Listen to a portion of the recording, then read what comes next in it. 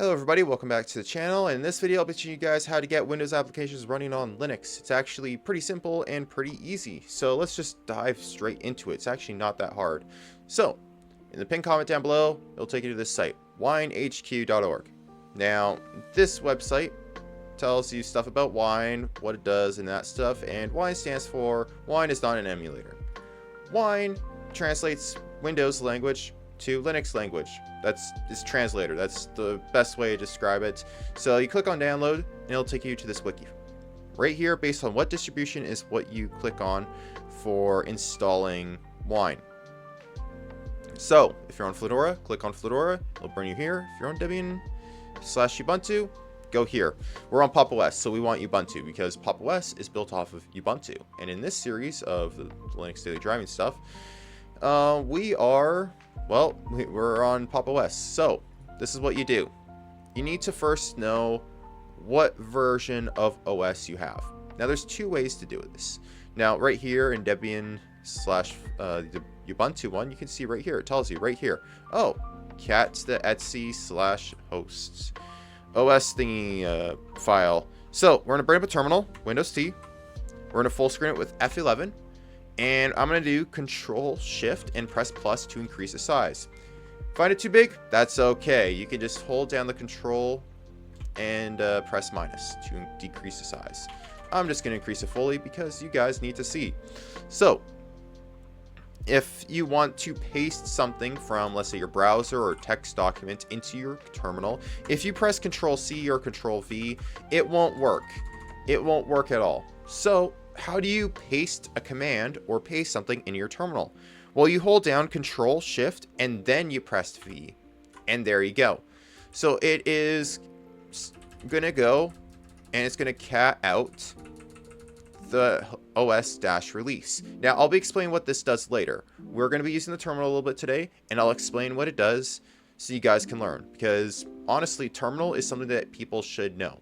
If your OS ever breaks, if your operating system breaks or anything like that, you can fix it. As long as you have access to a terminal and a connection to the internet with a web browser on your phone, you can fix anything, as long as you have Google. So I'm gonna hit enter, and it brings up my OS version, which is 22.4. So up here, 22.4 right here, this is the one that I want to install. Fedora, there is an application you can get called neofetch, which you've probably seen in a lot of Linux builds. A lot of people flexing, going neofetch. Oh, look how cool it looks. We're going to install it. So I'm going to type in the command, and then I'm going to explain what it does. Sudo apt install neofetch.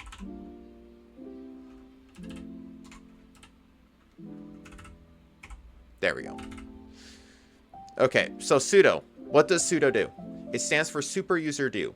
Now, I do recommend taking notes, so if you have a note-taking app like Obsidian, which I do recommend Obsidian is great, or just notes, take notes. Notes are great. It lets you go back and remember stuff, and I might make a whole entire guide on taking notes and stuff in a future video.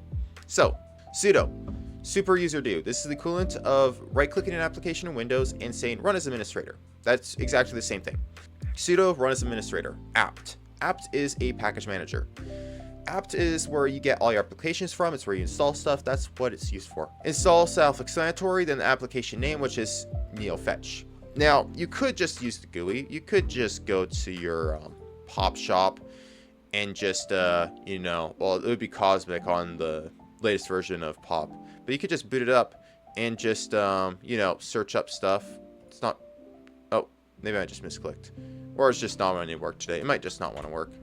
So you could just search up the application and you could just install it through the GUI. But learning the terminal is necessary. If you learn terminal, you can fix anything, and it can also land you a job. So I do recommend learning the terminal. If you are on Fedora, type in DNF. DNF is the package manager that Fedora uses.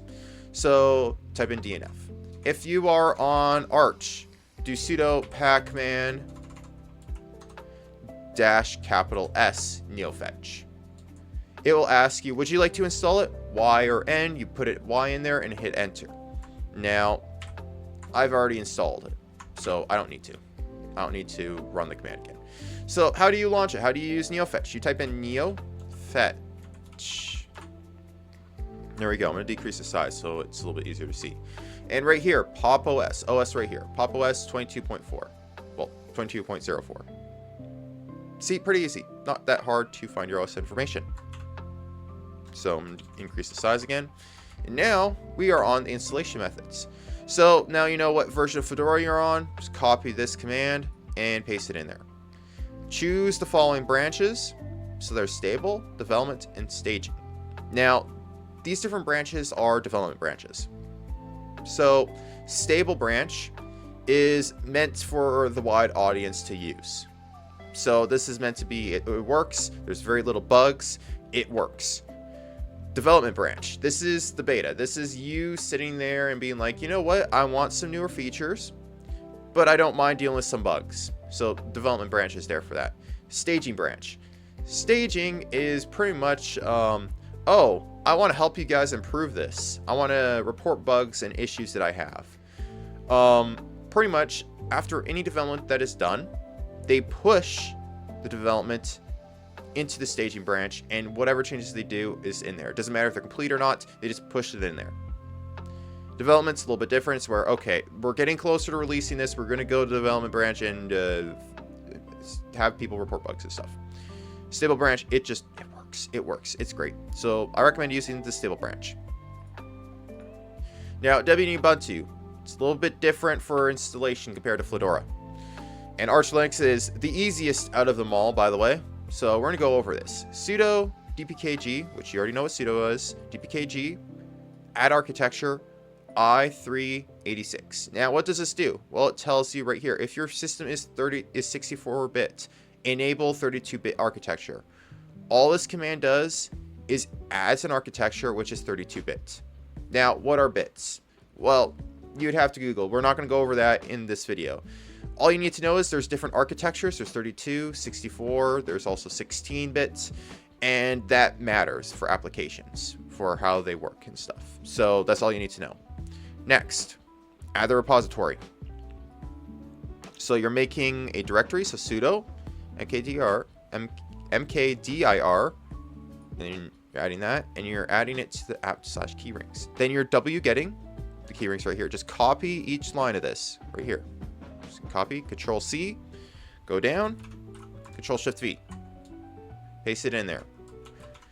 Copy the next line, all right here, Control Shift C, nope, sorry, Control C, not Control Shift C, this is the browser, Control C, go down, Control Shift V, and there you go, you just enter that in. That's all you do.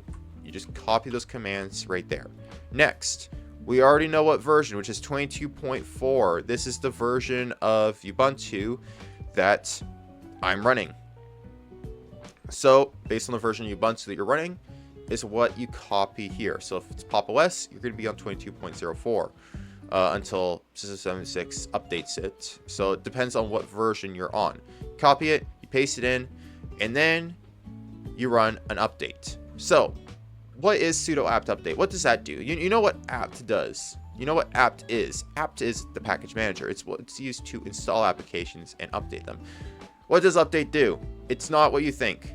It doesn't update your system. It doesn't update anything like that. It updates the repositories.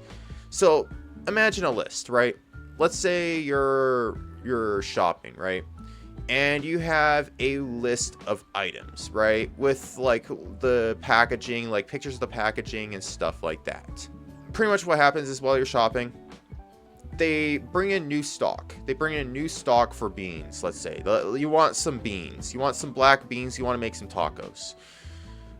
You go and the brand of black beans you have been buying for the past 2 years is no longer there in the grocery market. They went and they pretty much brought in a new brand. So now you need to update your list on what brand you need to get, because the business went out of business. The place that you got your beans from went out of business to no longer make those beans. Now you need to figure out which black beans are the best. That's pretty much what it is. It's updating a list. That's all it does. It updates a list. So you need to update your list for the new types of beans you need. That's what this does. It updates a list. That's virtually all it does. So it will update a list and show the new versions of applications you can install. So let's say an update to Steam or an update to OBS or whatever. That's what sudo apt update does. It updates all that stuff. It updates the list of applications to figure out what needs to be updated, what doesn't, all that stuff. Because it's a repository. It's a bunch of people sit there and they submit software to it. And then we install Wine. Pretty simple. You just sit there and you pick which branch you want. I already explained this earlier. Next, we're going to go to the terminal. How do you install this on Arch Linux? Well, it's pretty simple, actually. You just do sudo... Oh, I actually have caps lock on. What? Sudo pacman-s, capital S, wine. That's it. That's all you run. You don't need to add anything. You just do sudo pacman-capital S, wine. That's it.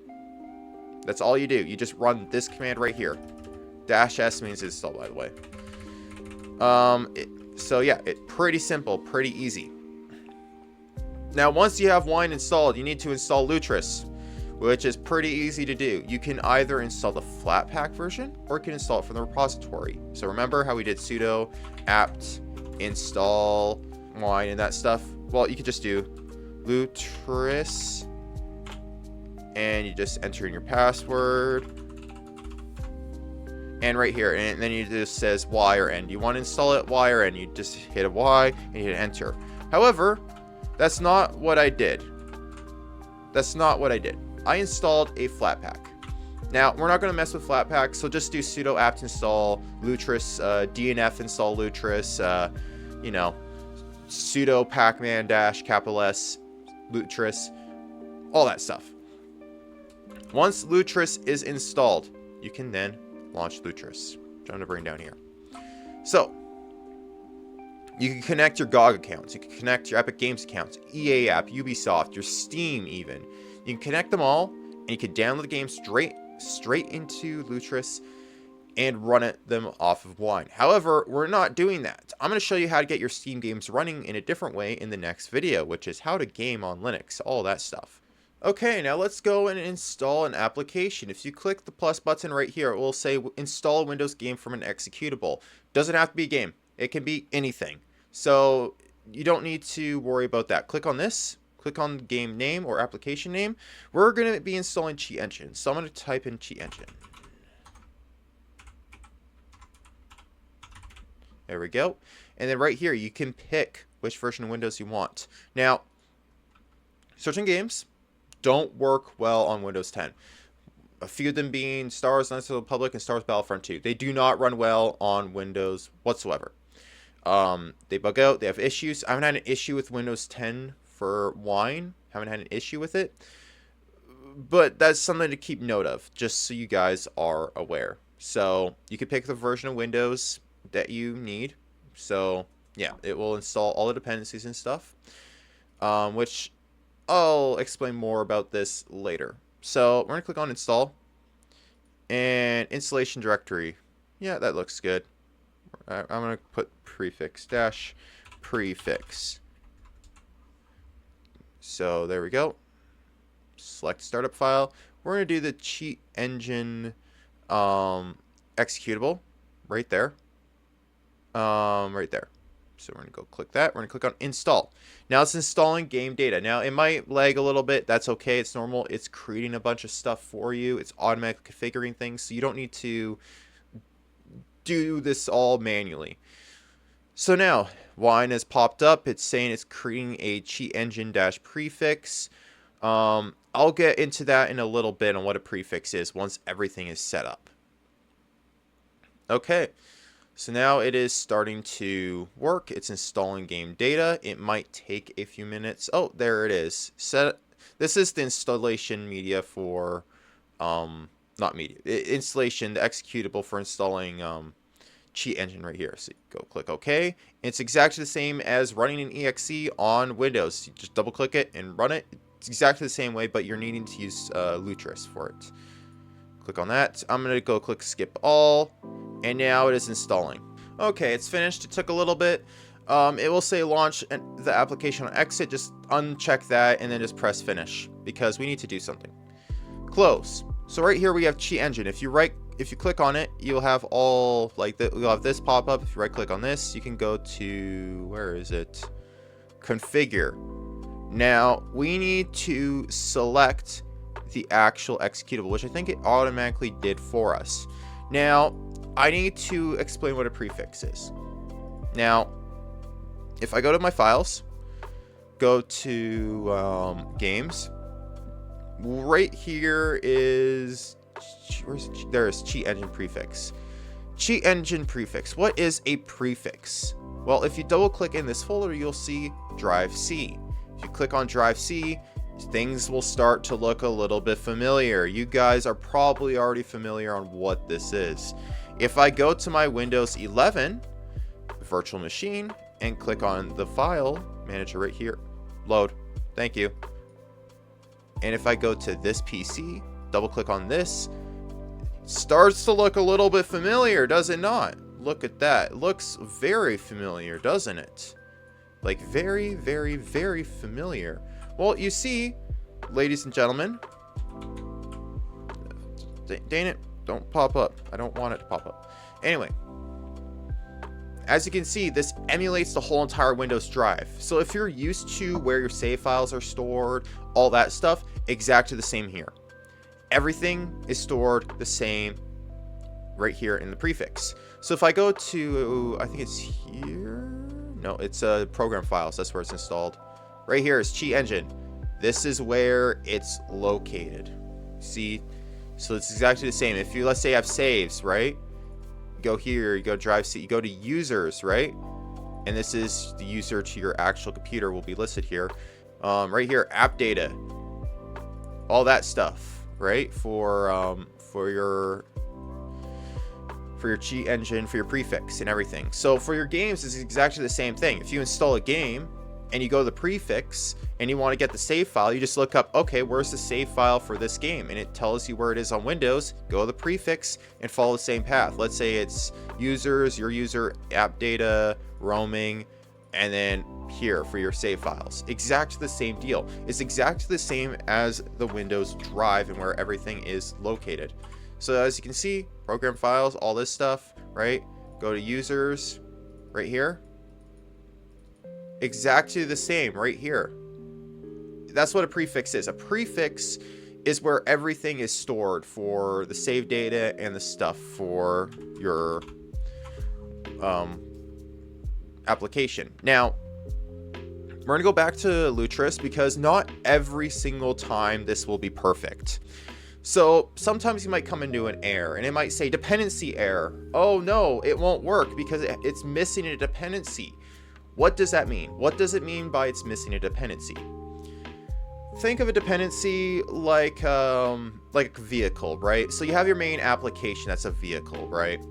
And this application, which is your vehicle, needs oil. It needs washer fluid. It needs transmission fluid. It needs these different fluids that it depends on just to run. That's the same with a application on Windows. Same with computers. So let's say let's have an example as my VTuber model. It's a puppy, and it has to use motion capture. It has to have access to my camera. So instead of having to code something from scratch to get my camera, to get my program to interact with my camera, I could just use a dependency that's already been coded for me, like a tool in the toolbox. Just pick that tool up and just use that tool instead of me forging my own tools. Why should I forge my own tools when somebody has already have a toolbox there full of tools for me to use? Exactly the same thing. So if you're missing a dependency, go here, click on Wine Tricks. It might take a second to launch. There it is. Select the default wine prefix, click OK. It's selecting because you see how it's highlighted cheat engine right here? It's selecting the default wine prefix, which is the prefix that we set up for this. So it's going to be selecting this prefix right here, which, as you know, emulates the whole Windows drive, everything. So we're going to click on OK. And right here, install a Windows DLL or component. This is a dependency. This is stuff that we need. There's a bunch of other stuff that you can install right here, browser files, all that stuff. But we're going to basically run this to get a dependency. If let's say you have an error pop up, and let's say, oh, it's missing .NET. So we're going to click on this, and it's going to bring up a bunch of different things that you won't understand. So let's brings up a bunch of this stuff. So let's say it's missing .NET, right? So let's say you have an error pop up, and let's say it's missing a .NET 11 SP1. You click on this, you click on OK, right? And it will just install it. So you just click OK. Oh, it's okay, that's pretty much what you do, but I have a 64-bit application. So yeah, that's all you need to do. So if you're missing an application, just go default thing, add and install a DLL component. If it's missing a dependency, if you launch a game and it crashes, or you launch an application and it crashes, and it says, oh, we need .NET, or we need DX9, or whatever random application you need, X input you need. Let's say you need X input, you need that. You click OK because your input's not working. So there it is, and it's running now. It's installing. So you see how it's running the exe. It's installing the dependency right now. We don't need to do that. It will take a little bit, but I don't need to run it because everything generally just works out of the box. But if you ever have an issue where it says dependency error or error, this isn't installed, you need this installed, just go to Winetricks and add that in. I don't have an application because I don't know of an application that I can run that will say, oh, error and stuff, because there isn't a lot of Windows applications I use anymore. So all you do is you click play. Now, let's say it doesn't work, right? Let's say it doesn't work. Sometimes you have to go to your options right here, configure, game options, and sometimes you have to select the actual executable, because sometimes Wine isn't smart, right? Computers are very specific. It will still try and run the installation media at times. So this is what we're gonna do. You click select file. We're gonna go to our game folder, and you just go and you select the exe. So Chi Engine prefix, drive C, program files, Chi Engine, and Chi Engine right here. There it is. You just click on that, click on OK, save, and then you can just click play, and it will just run, just like that. It might take a little bit for it to launch. No. Cancel. And there we go. There's Chi Engine right here. Very simple, very easy, and you just do that with Windows applications. Just anything you want to install. Run the exe, install it, that's it. Very simple, very easy to do. But Yellow, I hear you all saying, I already have an application installed. It's already installed on my local system, and I need to get it working in Lutris now. Don't worry, I got you. This is pretty simple. So let's say Jedi Fallen Order isn't installed. Let's say I need to reinstall it. So I go to install a Windows game from an executable. We're going to just call it test, just because game name test. That, select installation directory. We're going to just call it test-prefix. There we go. Continue. Select a startup file. And we're just going to go and, you know what? We're just going to select Chi Engine, because Chi Engine's already... No, we're going to do Fallen Order. We're going to do Fallen Order. Click on that. So there we go. That's the directory which Fallen Order is installed in. Click install. It will just set up a prefix for you, and then it will just launch the game. It's pretty simple. So right now it's creating the prefix, right? Test-prefix. Pretty easy. Oh, look. Jedi Fallen Order. And it should just launch. Look, right here. Jedi Fallen Order, right here, working. That's all you do. So it's got the prefix. So let's just go down. Now you won't hear the audio because I need to get that all set up through my capture card. Go to games, right here. Here's the test-prefix right here. And it's just creating, this is where all your data will be saved for said game. So go drive C, users, Corvus, app data, local, I think it is, Star Wars game, see right here, saved. See, look, all the stuff right here, that's where it's saved. Local, there's Star Wars game. That's where it's all located. And it just emulates the Windows drive. It's pretty simple, pretty easy, and not that hard to get working. So right here, it's, of course, I haven't, this is a completely new prefix, so none of my save data will be carried over. But if you want to move your save data, you just go to the directory that all the saves are in, and you just paste them in there. It's pretty simple, pretty easy. Okay, future puppy here, there's something that I forgot to mention in the video, and that is manual. So pretty much, if you want to learn more about how apt or DNF or pacman works, you can type in man, which stands for manual, and then apt, and you can do this with any command.